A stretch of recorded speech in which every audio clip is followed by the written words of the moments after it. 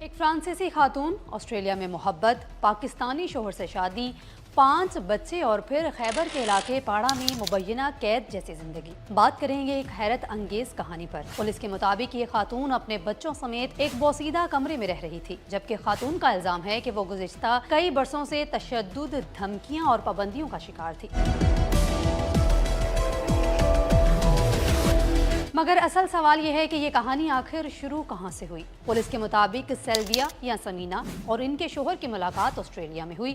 چند ملاقاتوں کے بعد دونوں نے 2003 میں شادی کر لی۔ ابتدائی زندگی بظاہر معمول کے مطابق گزری، 2 بچے بھی پیدا ہوئے، لیکن پھر 2014 میں خاندان پاکستان آیا اور خاتون کے مطابق اسی وقت سے ان کی مشکلات کا آغاز ہو گیا۔ آپ نے سنا ہوگا کہ محبت میں سرحدیں عبور کرنا آسان ہوتا ہے، مگر بعض اوقات واپسی کا راستہ برسوں بعد ملتا ہے۔ خاتون کا کہنا ہے کہ انہیں گھر سے نکلنے کی اجازت نہیں تھی، موبائل فون تک رسائی نہیں تھی، بچوں کی تعلیم رک گئی، مزید 3 بچے پیدا ہوئے لیکن انہیں سکول تک نہیں بھیجا گیا۔ شوہر مبینہ طور پر تشدد کرتا تھا، بیٹی بھی سخت رویے اور تشدد کا شکار رہی۔ اگر یہ تمام الزامات درست ہیں تو متعلقہ ادارے، مقامی کمیونٹی اور رشتہ دار اتنے برس تک خاموش کیوں رہے؟ اور پھر وہ لمحہ آیا جس نے سب کچھ بدل دیا۔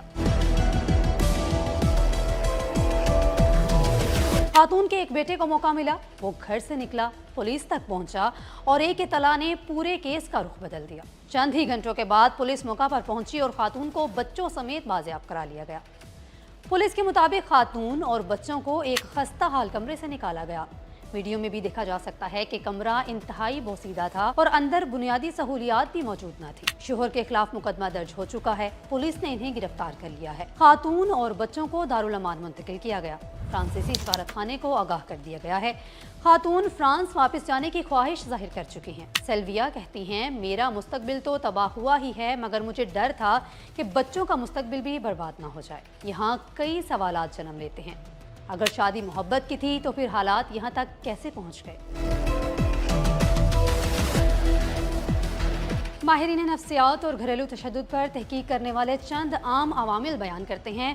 محبت کے دوران شخصیت کا دوسرا رخ سامنے نہیں آتا۔ بعض لوگ تعلق کے آغاز میں بہت نرم، توجہ دینے والے اور محبت کرنے والے دکھائی دیتے ہیں، لیکن شادی کے بعد ان کا کنٹرول کرنے والا جارحانہ رویہ سامنے آتا ہے۔ آہستہ آہستہ آزادی محدود کر دی جاتی ہے۔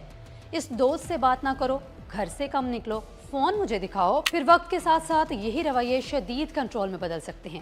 گھریلو تشدد کے ماہرین اسے کوئرسیو کنٹرول کہتے ہیں۔ پاکستان سمیت دنیا بھر میں ایسی بین الاقوامی شادیوں کے بعد مبینہ قید، تشدد یا علیحدگی کے چند نمایاں کیسز میڈیا میں رپورٹ ہوئے ہیں، لیکن ان کی تعداد درجنوں یا سینکڑوں کی صورت میں سرکاری طور پر مرتب نہیں کی جاتی۔ زیادہ تر کیسز میڈیا تک پہنچتے ہی نہیں ہیں، خاندانوں کے اندر حل ہو جاتے ہیں یا متاثرہ فرد شکایت ہی نہیں کر پاتا۔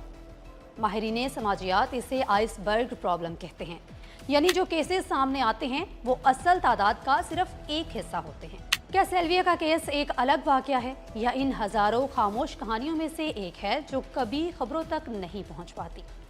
اس کیس میں ابھی کئی سوالات باقی ہیں۔ کیا عدالت میں الزامات ثابت ہو سکیں گے؟ شوہر کا موقف کیا ہے؟